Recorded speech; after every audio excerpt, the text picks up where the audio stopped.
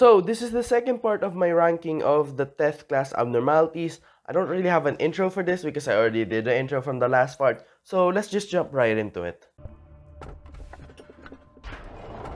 I really like this abnormality. Though it's a very simple abnormality with the likes of Forsaken Murderer and Fragment of the Universe. I just really like him because he's a dog. I know it's biased, but I don't care. I absolutely love dogs. And this dog grows muscles when he escapes.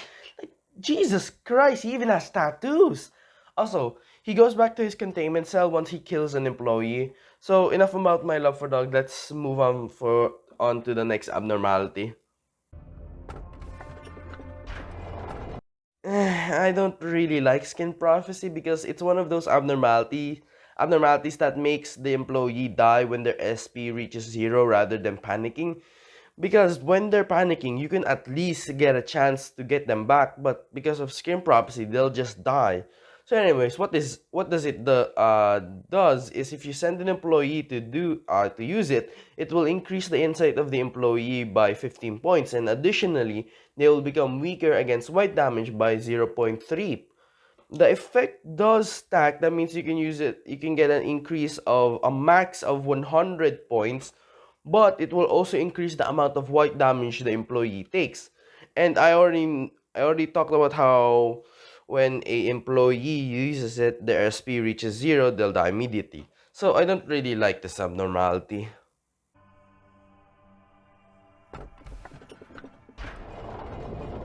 As annoying as Punishing Bird is, he's a bro. I don't know what it is, but I just find myself liking Punishing Bird so much. Maybe because I love his design of how small and cute he is and how he just basically dances while he's in his containment cell. Or maybe because he's connected to my most favorite abnormality in the game, in which I'm not gonna tell you who it is. That's a surprise. But by just saying that they're connected to Punishing Bird, it's already a massive hint of who it is for those who've played the game, in which I'm pretty certain are the only people watching this video. So anyways, let me explain why he's annoying, because the little guy basically escapes every time. You see, its Clifout counter has a random chance of decreasing if an employee is working with another abnormality, in which the guy is pretty harmless when he's escaping, though it is recommended to not hit him because this would happen.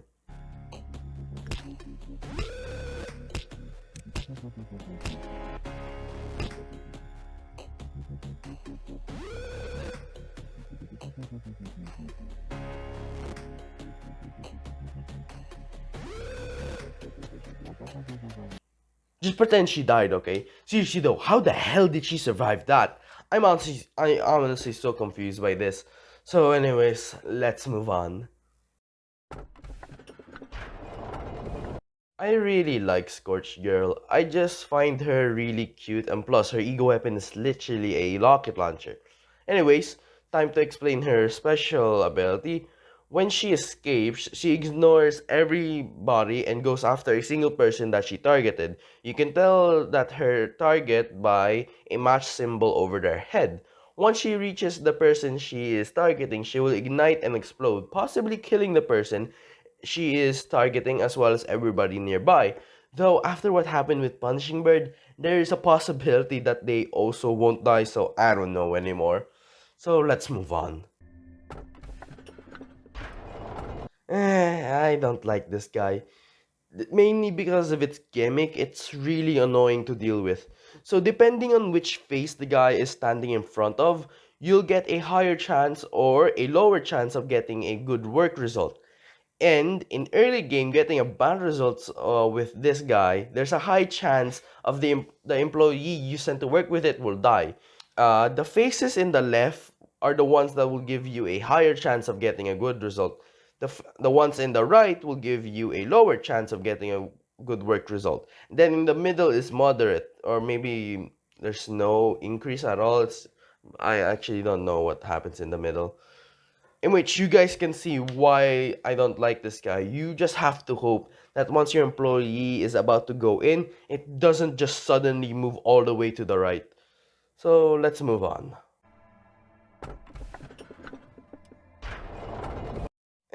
I don't mind Spider Bud, Though this is going to be a short one because I don't really have anything to say about it. It's literally just a spider and her children. Mind you, a massive spider, but it's still a spider. It's similar to Bloodbath that it's depending on how many people that died to Spider Bud, you'll gain more PE boxes. Employees with Prudence level 1 will die instantly if ordered to work with Spider Bud. They will also die if you ordered the employee to do insight work with it. And that's it. It's just a spider and nothing more. So let's move on. Heart of Aspiration is our very first abnormality in the I love you rank.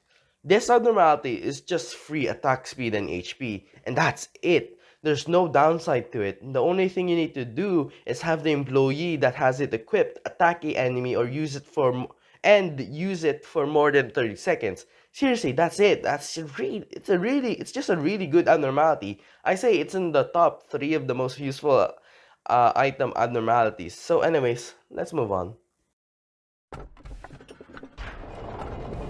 Teresa is fine, I guess. It can definitely be useful at times, but the majority of the time I just usually don't use it.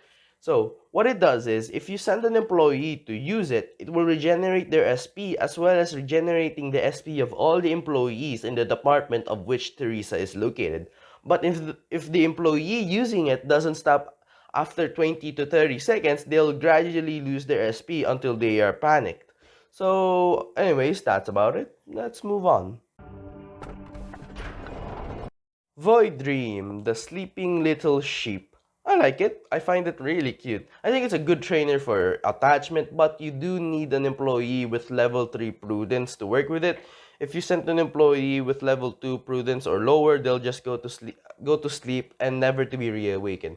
Actually, anyways, I really like the mechanics of this abnormality when it escapes. You see, when it escapes, it fires up projectiles that if hits an employee, they will fall to sleep. The way to wake them up is by clicking on them.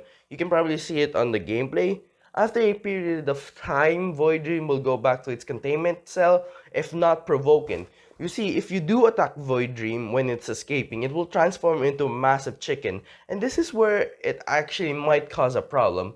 You see, whenever this chicken screams, all of the employees in that are asleep will be immediately thrown into panic, and those who are not asleep will be dealt white damage. So I recommend not hitting it.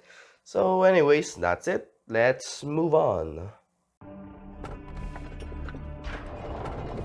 Okay, I like her. Not just because she has, but god damn, it's massive. The reason why I really like her is because she can be surprisingly useful.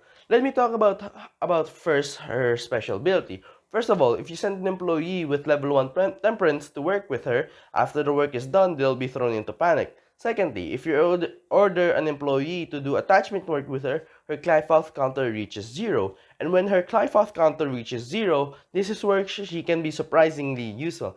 Because first of all, she jump scares you, in which really caught me off guard the first time she ever did it. I wasn't expecting it at all.